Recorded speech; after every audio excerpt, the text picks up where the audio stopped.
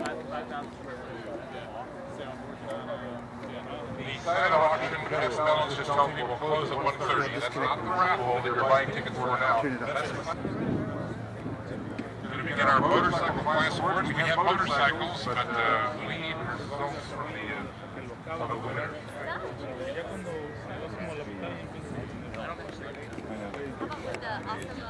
I already saw you working. Well, apparently this motorcycle is one of the worst. This is the one that's owned by Gerhard Schnorr that we talked about earlier. We don't know which one just yet, so... well, we don't know what the class is. We don't have the paperwork. I didn't know that.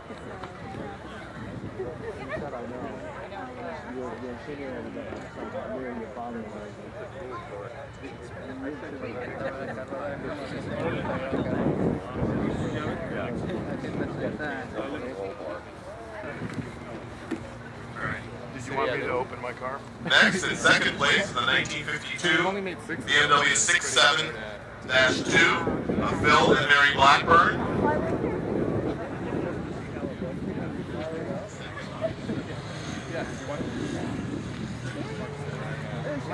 First to many people, this is the traditional finish of BMW motorcycles for many years, the black with the white pinstriping. A nice classic look. And ladies, I don't know if we have to necessarily give them the trophies because they're don't always have a place to put them on the motorcycles. It isn't like a car where you can just throw it in the back seat. The first guy had a sidecar, that's true. He had a trophy holder golfer. And our third place award in class 25A is a 1952 BMW R26, brought to us by Jack Hamilton.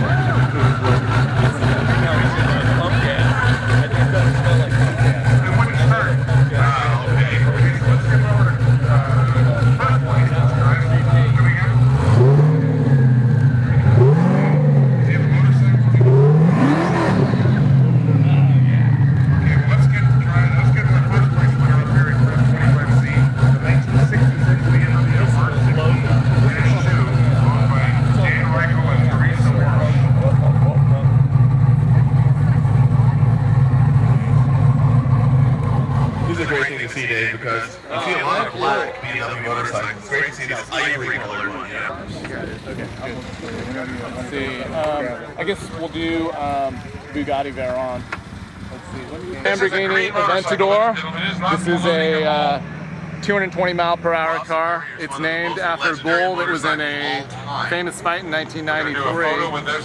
It's the fastest bull in the world. 700 horsepower, 12-cylinder engine. And Lynn Pham is going to take a look inside and let us know what she thinks of the interior. We'll get your actual trophy later. We're just going to... Can she sit in it? I'm gonna try to see if you... Yes, we can say that how's the fit? Wins a first class trophy. It's nice. So tell us a little bit about what you see in this bad bull here we got here. Oh my gosh, a lot of high-tech stuff here. We got some nice leather interior with some kind of yellow trim, and it's just a really nice, snug fit. Is it comfortable? Yes, very comfortable. Sir, what kind of bike is this? Now, is this a car you can see yourself driving to work in, Lynn? Yes, definitely. But I'll probably get a red one. Red interior to match. What do you like most about it? The outside and the inside? As soon as you just sit in here, you just feel safe. Like, you know, we're going to take off. This is awesome. 1951 ISO 125, owned by Gino Lonti. Great. Thanks so much. All right. Good. Like, is that the owner? And you gotta crawl out of here. Coming up is another Italian bike, a Ducati. Then I guess we can just quick show the Sport GT and then we'll move on. Single-cylinder Ducati for the All right, here we have the 2006 Sport GT. This is actually the Heritage Livery. So this is a very rare color scheme. Originally from the factory. This will bring probably additional $20,000 of value or more to the car. And it's just a great tribute to the Gulf company. You can see the bright blue and orange colors. You can see that this particular owner has kept all the original documentation on the car. This is what we call the rotation number.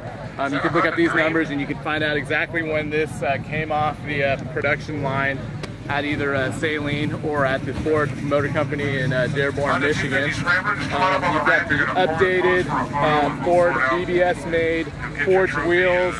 It looks like it's mostly factory with factory supercharger. It's got the same 5.4 liter supercharged engine. If you look inside, this actually has the upgraded Macintosh stereo system. It's got a magnesium center console. And it just looks like a very, very nice, low mileage, beautiful condition Golf 4 GT. Great. Did you have like a general overview, kind of like this is, and then we can check out this.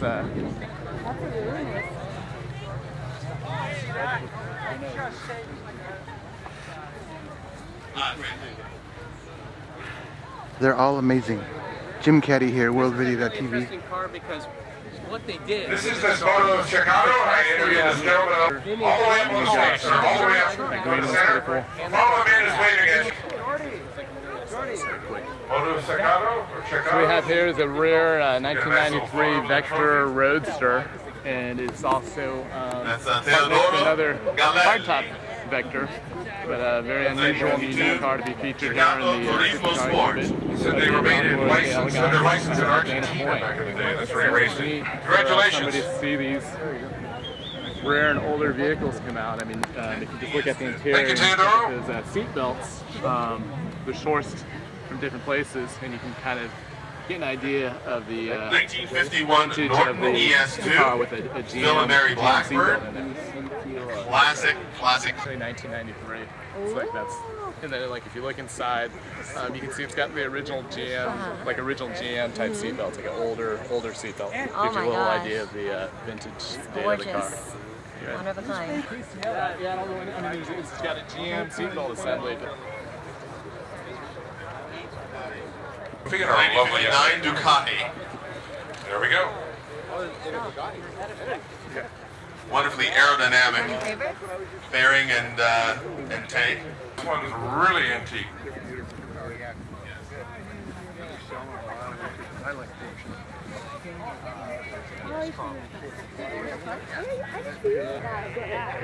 Yeah, that's the one that we had. Yeah, that was That bike. Yeah, go ahead. Sorry. This is one of my favorites, and she just brought this thing out a little bit. Randy Wong with Saigon TV and Exotic Adventure and Travel Magazine. Pleasure to meet you. I understand that you built this custom for a customer. I was wondering if you could tell us a little bit about what it is and what the process was and how long it took. It's a 1950 Ford.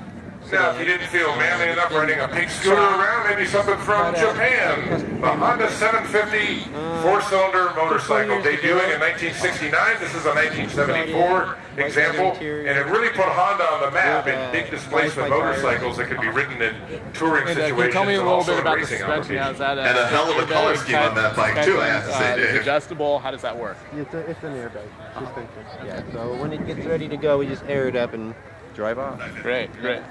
So you could daily drive this if you wanted to, and just enjoy it. Yeah. Perfect. Yeah. And Tell me a little bit about the motor that powers something like this. Coming up. Small block Chevy. Which are both entered by Edwards. 700 R4 transmission behind it. It's got about 400 horse. Great. Yeah. Also shows another great. All right. Well, thanks so much spending the time. Could you tell us the most challenging aspect of the 4-year build? What was the most challenging thing that stuck out for you, and how did you overcome that? Inline four-cylinder motorcycle. Getting the body right. And just a lot of these were kind of run hard and put away wet, and few survived. A lot of persistence and just staying to the task. Family is into these old Honda motorcycles. Great, thanks so much. This one was just fantastic. It's so funky, I'm so fried. I forgot my sunscreen too. Oh my God, it's horrible. This was one of my favorites, the Honda CT70, the little trail 70 that we used to see out on the roads. And I talked to this young lady earlier, and I said, when I was a kid, there were two kinds of parents. Cool parents that would let you buy something like this, and my parents. So I never had one, but... Oh, this is a cute one. Someone left their clothes in there. This is the one in Titanic. When you just in the back, it's like, It's kind of weird. Last year, I remember a lot of people left their sign. This seems totally crazy. Right, I get those pieces. So not under its own power, but understand this is kind of these little containers. Those guys will help up on the rim. Yours? Don't leave anything unsupervised. Can we talk to you about it? Okay, let's get... Go on, Lynn. Lynn, wait, can you sit in? Will you talk to this guy? Will you talk to this guy in his car? Here, Lynn. all right. Now, are Okay, you, rolling. Rolling. Just keep it rolling. His didn't look that good, however. Hi, it's Lynn. Hi. How are you, sir? Hi, fine. My name is Dennis. Hi, Dennis. We were just admiring this really nice car and just wanted to ask you, tell us all about it. Well, it's a 1933 all Henry Ford steel original hot rod. It's a roadster, and it's sort of unique in the fact that it was built as a hot rod, and yet from the outside you can tell that it's basically a stock car. In other words, if you look at it here without being able to see the motor and everything, it's a stock car. Even has the rumble seat, which they used to call the mother-in-law seat in the old days. Could me and Lynn sit in the rumble seat? No. It was a nice try. But it took about 2.5 years to restore it and build it the way it is today. Underneath it has ABS brakes, electric disc all the way around. It has a Curry drive shaft, or a rear end, 4-speed automatic transmission.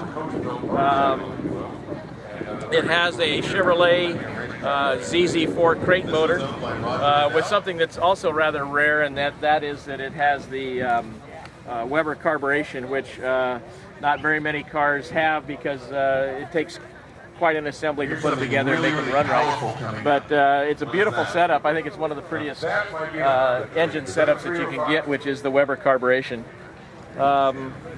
All leather interior. And it's a great car to drive. It's a lot of fun. I actually won Best in Class last year at this show. In fact, here's my trophy. I'm proud of it. Trophy right now. And this year, this is the trophy from last year.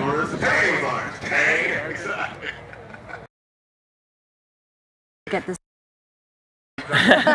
You compete against a lot of cars, and any kind of concourse, they look at it very closely. You know, they put their finger underneath to see if there's any dirt and stuff like that. And now this year, because when this year you're unable to compete, so you have to wait 2 years before you can compete again. Yeah, because you might win again, right? I guess so. Congratulations, that's great. So where do you like to take your car to? Well, and coffee. Every Saturday morning I go there on occasion, and then there's another one in Huntington Beach called Donut Derelicts, and I go there. A few other car shows that I'll attend and go to, and just driving down the Coast Highway, because I live in Newport Beach, so driving the Coast Highway on Sundays or Saturdays is fabulous. Oh, well, we're going to be watching out for you, right? Very good. Like that? Yes, this is what it originally looked like. Okay, the third. It was an original barn find car, and from Idaho. It has always been registered in Idaho. It still is. In fact, the license plate on there is the original plate from 1933. I actually met the man that purchased the car in 1933 in Rupert, Idaho. He was 96 years old when I met him. So. Amazing job. Great job, Dennis. Thanks for sharing. Oh, hey, hey, this is why we do it. We do it to show it off and to talk about them and to have fun with them. So, you should be proud. I am. Thank you. Thank you. Oh, thank you so much. I was like, where did I put my purse? Really? See, I had to ask for mine. That's all right. Well, thank you. My goodness. Awesome. 31420.